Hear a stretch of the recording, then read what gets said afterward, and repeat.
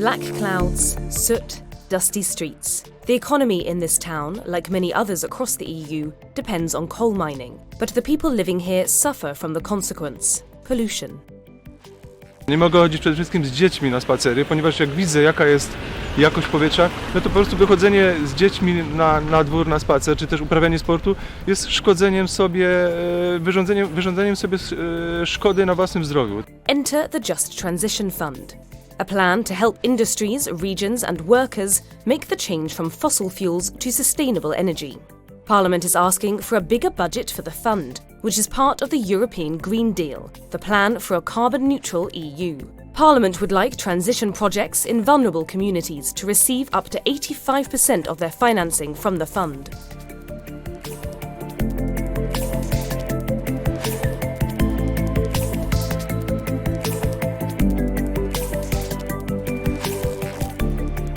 MEPs want support for micro-enterprises, the mobility sector, new research and green infrastructure to ensure that nobody is left behind in the shift to a greener economy.